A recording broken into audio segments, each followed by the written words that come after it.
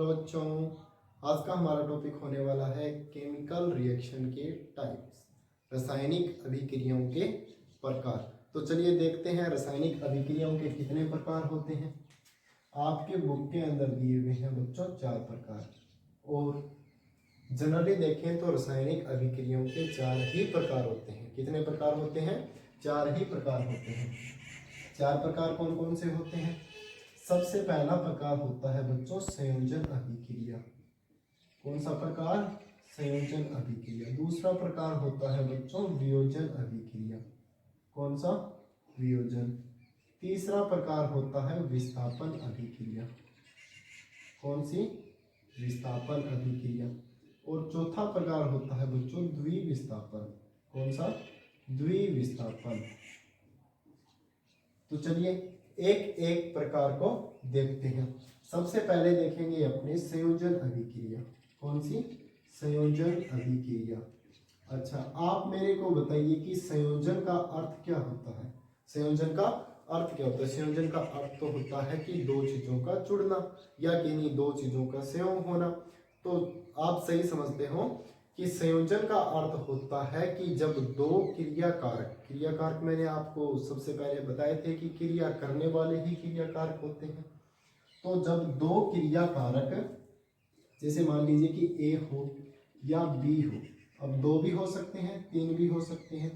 तो जब 2 या 3 क्रियाकारक मिलकर एकल उत्पाद का निर्माण करें, 2 या 3 क्रियाकारक मिलकर एकल उत्पाद, एक ही उत्पाद का निर्माण करें, तो इस प्रकार की रिएक्शन को हम बोलते हैं संयोजन अभिक्रिया। क्या बोलते हैं? संयोजन अभिक्रिया। तो चलिए इसकी डेफिनेशन क्या होगी कि इसमें 2 या 3 अभिकारक मिलकर, 2 या 3 अभिकारक मिलकर एकल उत्पाद बनाते हैं, एकल उत्पाद बनाते हैं। तो ये हो गए बच्चों इसकी डेफिनेशन। अब चलिए बात करते हैं इनके एग्जांपल्स की। किसकी बात करें? एग्जांपल्स की।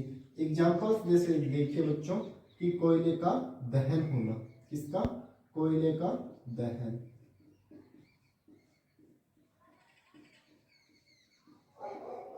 अब कोयले के अंदर आपको पता है कि क्या होता है? बहुतायत के अंदर कार्बन होता है, और दहन मतलब कि इसको जलाएंगे किसकी प्रेजेंस में? तो हर कोई चीज जलती है ऑक्सीजन की प्रेजेंस के अंदर। तो कार्बन ऑक्सीजन की प्रेजेंस के अंदर जलेगा, तो ये क्या बना लेगा? Carbon dioxide. क्या बना लेगा? Carbon dioxide. तो ये इसका फर्स्ट एग्जांपल हो गया, कोयले का दहन होना। तो चलिए दूसरा एग्जांपल देखते हैं। जब हम बच्चों बिना बुझा हुआ चूना लें, दूसरा एग्जांपल होगा बिना बुझा हुआ चूना, जिसको अपन बोलते हैं कैल्शियम ऑक्साइड। क्या बोलेंगे? सी किसका सिंबल? कैल्शियम का। ओ किसका सिंबल? ऑक्सीजन का। तो ये क्या बन गया? Calcium oxide. तो जब हम कैल्शियम ऑक्साइड है इसके अंदर जल डाल दें, क्या डाल दें? जल डाल दें, H2O। तो H2O डालेंगे तो ये क्या बन जाएगा? Calcium hydroxide. क्या बना लेगा? Calcium hydroxide.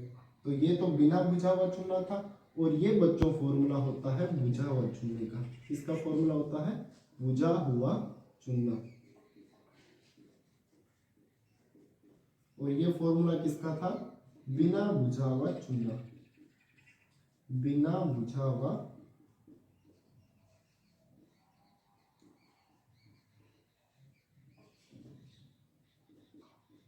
चुना। तो ये दोनों के दोनों एग्जाम्पल किसके हैं? संयोजन अभिक्रिया के। किसके एग्जाम्पल है? संयोजन अभिक्रिया के।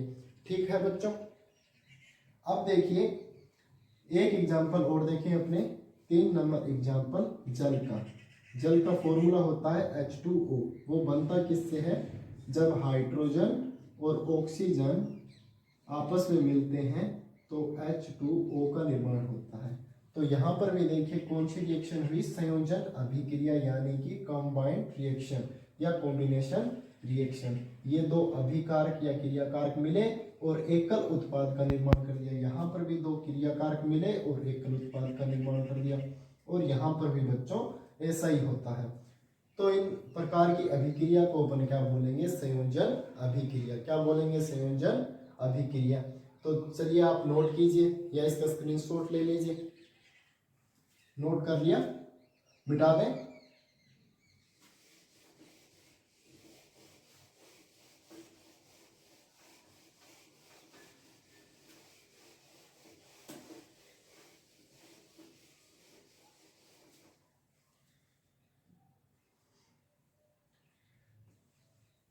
अब देखिए बच्चों, अगर संयोजन अभिक्रिया होगी यानी कि दो क्रियाकारक मिलेंगे और एक उत्पाद का निर्माण करेंगे, तो इस प्रकार के रिएक्शन के अंदर क्या होता है कि ऊष्मा का उत्सर्जन होता है। किसका उत्सर्जन होता है? ऊष्मा का। ऊष्मा या ऊर्जा का उत्सर्जन होता है। और आप जानते ही होंगे कि जब ऊष्मा या ऊर्जा का उत्सर्जन होता है तो हम इस प्रकार की अभिक्रिया को ऊष्माक्षेपी अभिक्रिया बोलते हैं। ऊष्माक्षेपी। ऊर्जा के आधार पर भी दो प्रकार की रिएक्शन होती है ना, कि एक तो होती है ऊष्माक्षेपी अभिक्रिया। कौन सी होती है? ऊष्माक्षेपी अभिक्रिया। और एक होती है ऊष्माशोषी अभिक्रिया। ऊष्माशोषी का क्या मतलब होगा? कि ऊष्मा का शोषण होना। ऊष्मा का शोषण होना किसी चीज के अंदर। और ऊष्माक्षेपी का कि किसी भी रिएक्शन के अंदर ऊष्मा का उत्सर्जन होना। तो जब दो क्रियाकारक आपस में मिलते हैं, जैसे A और B हो गया और C उत्पाद फॉर्म करते हैं, तो इसके साथ में ऊर्जा भी उत्सर्जित होती है। क्या उत्सर्जित होती है बच्चों? ऊर्जा भी उत्सर्जित होती है। तो इस प्रकार की अभिक्रिया को बोलते हैं ऊष्माक्षेपी अभिक्रिया। डेफिनेशन लिख लीजिए आप। जब उत्पाद बनते हैं तो ऊर्जा का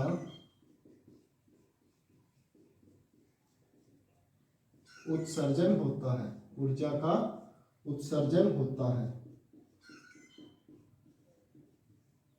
और ऐसी रिएक्शन को हम क्या बोलेंगे? ऊष्माक्षेपी अभिक्रिया।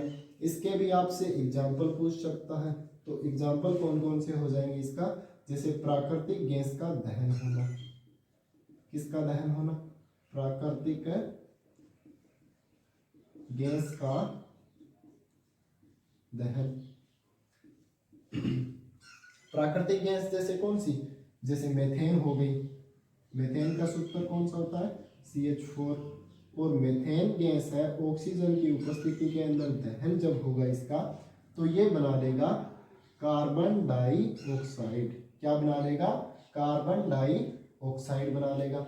ये CH4 है, ऑक्सीजन के साथ में कंबाइन किया तो क्या बना लिया? Carbon dioxide.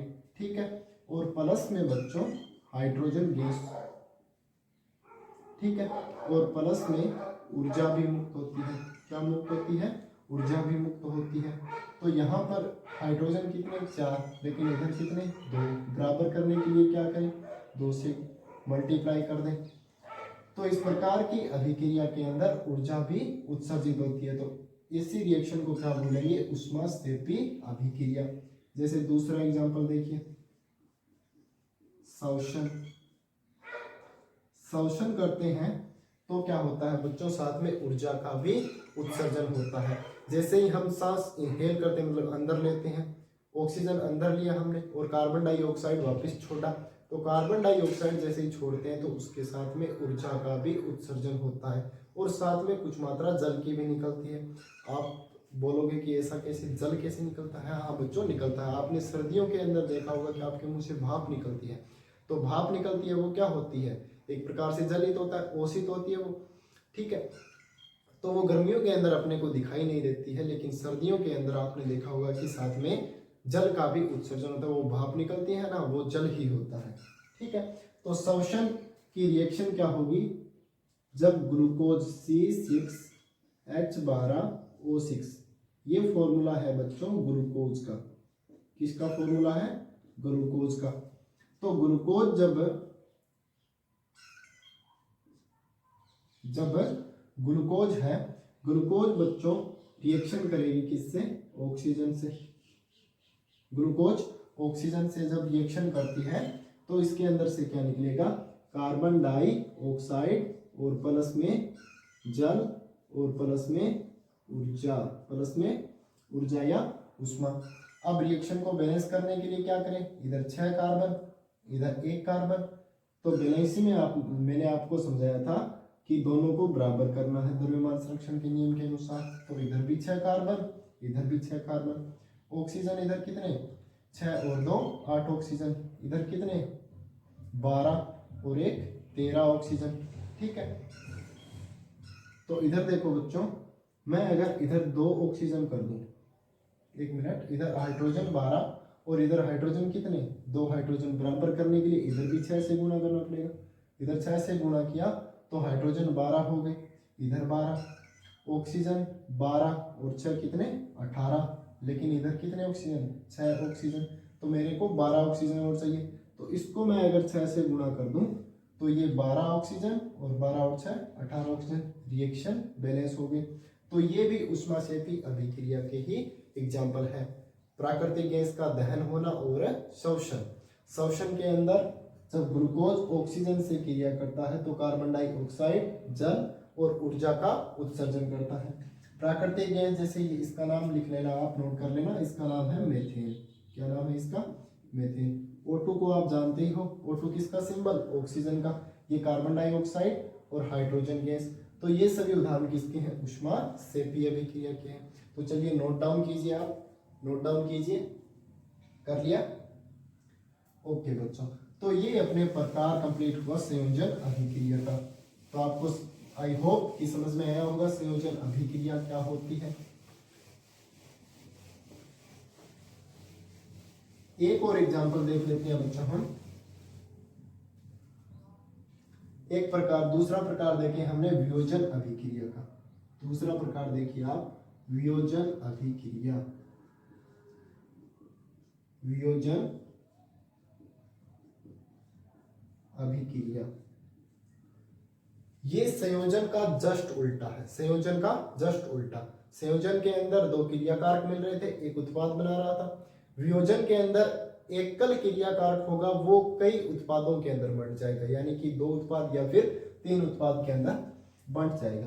तो एकल क्रियाकारक जैसे ए है, ये टूट जाएगा किसमें बच्चों, बी या सी में।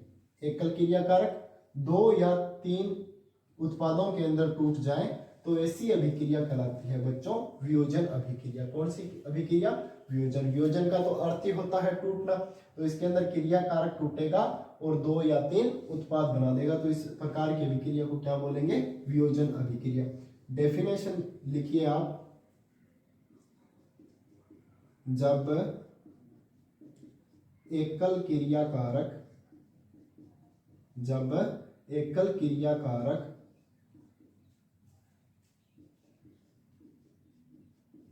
टूटकर 2 या 3 उत्पाद बनाए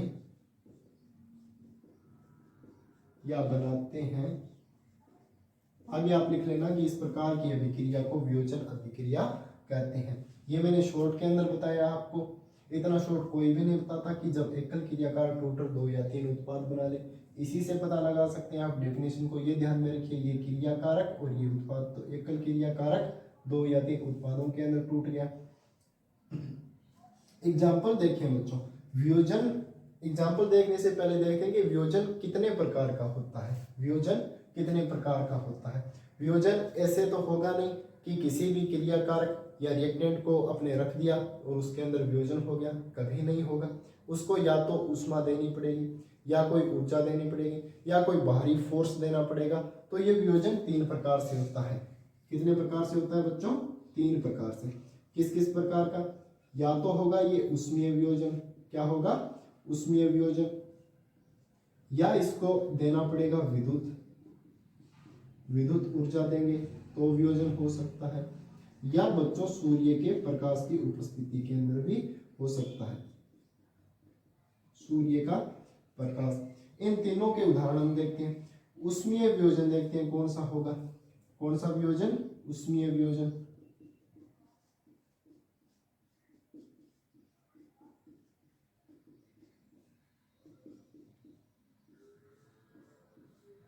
तो ऊष्मीय वियोजन कब होगा, जब किसी भी केमिकल रिएक्शन या केमिकल रिएक्टेंट को जब ऊष्मा दी जाए और उष्मा देने के बाद में वो 2 या 3 उत्पाद के अंदर टूट जाए, तो इस प्रकार के वियोजन को क्या बोलेंगे? उष्मीय वियोजन। क्या बोलेंगे बच्चों? उष्मीय वियोजन।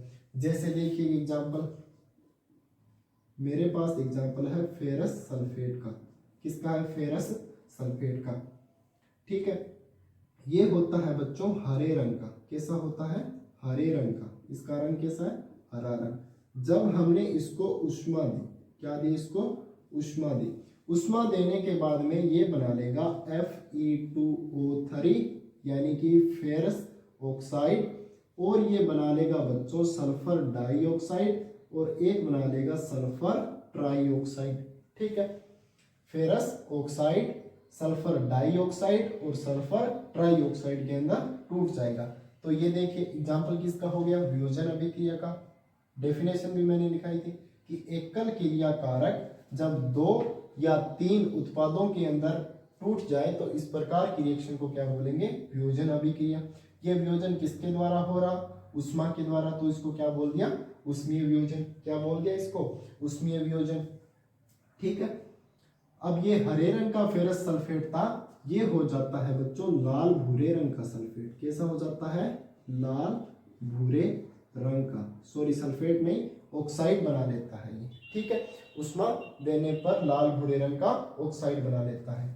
तो चलिए दूसरा एग्जाम्पल देखते हैं। दूसरा एग्जाम्पल बच्चों हमारे पास है calcium carbonate CaCO3। CaCO3 calcium carbonate का फॉर्मूला होता है। इसे संगमरमर भी बोलते हैं।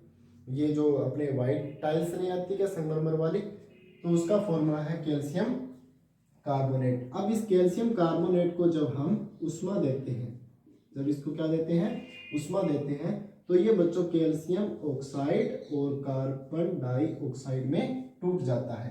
तो ये भी एक एग्जाम्पल हो सकता है वियोजन अभिक्रिया का। किसका एग्जाम्पल हो सकता है? वियोजन अभिक्रिया का, कि जब कैल्शियम कार्बोनेट को उष्मा दी जाए तो ये कैल्शियम ऑक्साइड और कार्बन डाइऑक्साइड के अंदर टूट जाएगा। ये बैलेंस है रिएक्शन। अच्छा, ये बैलेंस नहीं है तो आप फेरस ऑक्साइड इधर 1 इधर 2 फेरस ऑक्साइड, तो इसको डबल कीजिए, 2 से मल्टीप्लाई किया तो इधर 2 फेरस इधर 2 फेरस। ये सल्फर डाइऑक्साइड, सल्फर कितने? अब 2, इधर भी सल्फर 2, और ऑक्सीजन 4/2 8 ऑक्सीजन, इधर 3 और ये 5 8 ऑक्सीजन। ठीक है, बैलेंस है। तीसरा एग्जांपल और देखिए बच्चों, लेड नाइट्रेट का PbNO3। ये फॉर्मूला होता है लेड नाइट्रेट का। किसका फॉर्मूला बच्चों? लेड नाइट्रेट का। तो लेड नाइट्रेट को जब उष्मा दी जाती है, लेड नाइट्रेट को जब हम उष्मा देते हैं तो ये किसके अंदर टूटेगा बच्चों? ये टूट जाएगा लेड ऑक्साइड के अंदर। किसके अंदर? लेड ऑक्साइड PbO के अंदर टूट जाएगा।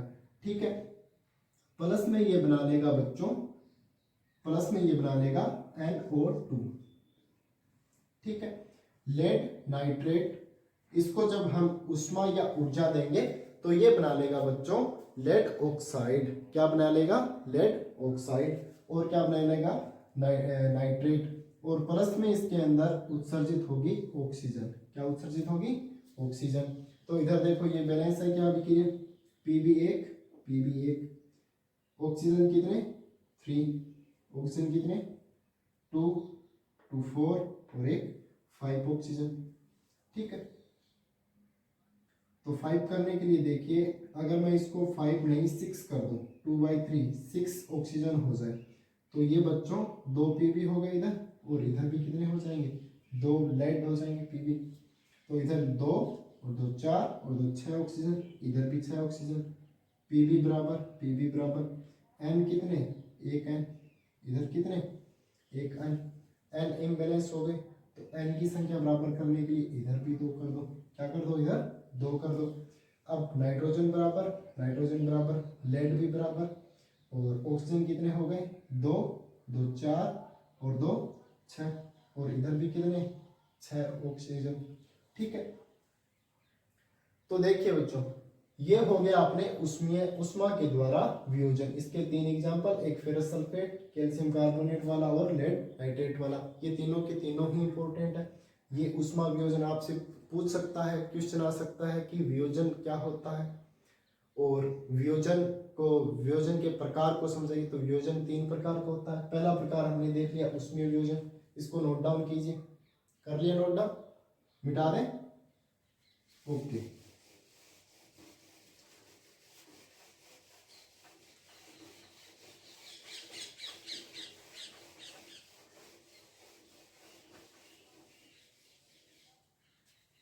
दूसरा टाइप देखिए बच्चों वियोजन का, विद्युत वियोजन।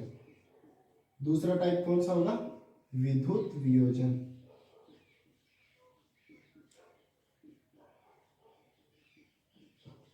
आपको नाम से पता चल रहा होगा कि जब कोई भी रिएक्टेंट अपने पास होता है उसके ऊपर विद्युत ऊर्जा प्रवाहित की जाए और विद्युत ऊर्जा प्रवाहित करने के बाद में वो टूट जाए या उसके मध्य जो बॉन्डिंग बनी हुई है, जो बंध बने हुए हैं वो टूट जाए, तो इस प्रकार का वियोजन क्या कहलाएगा? विद्युत वियोजन। क्या कहलाएगा? विद्युत वियोजन।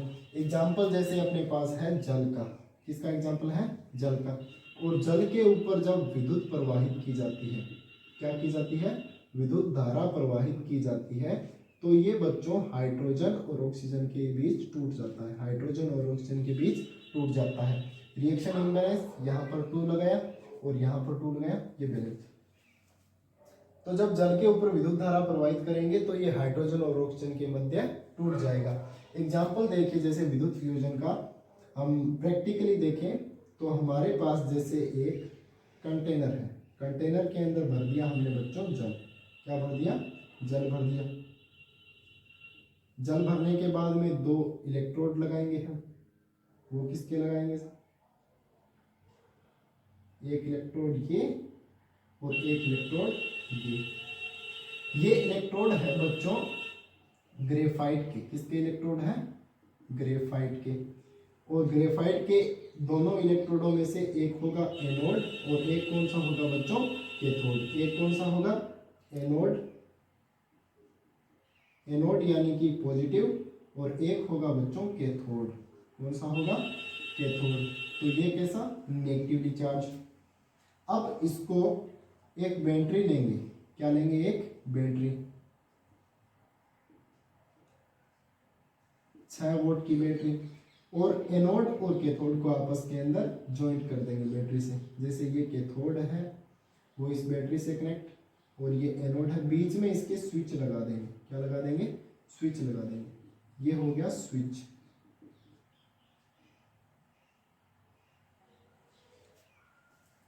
और ये एनोड और कैथोड जो होंगे, अब इसके अंदर हमने भरा है जल, और इधर से स्विच ऑन करते ही इसके अंदर विद्युत धारा का प्रवाह होगा। विद्युत धारा का जब प्रवाह होगा तो हाइड्रोजन, ये H2O है अपने, वो हाइड्रोजन और ऑक्सीजन के अंदर टूट जाएगा। तो H के ऊपर पार्शियली चार्ज होता है ये पॉजिटिव, और ऑक्सीजन होता है बच्चों नेगेटिव चार्ज। तो नेगेटिव वाला तो पॉजिटिव पर जाएगा और पॉजिटिव वाला नेगेटिव पर जाएगा। तो इसलिए एनोड प्लस वाले पर कौन?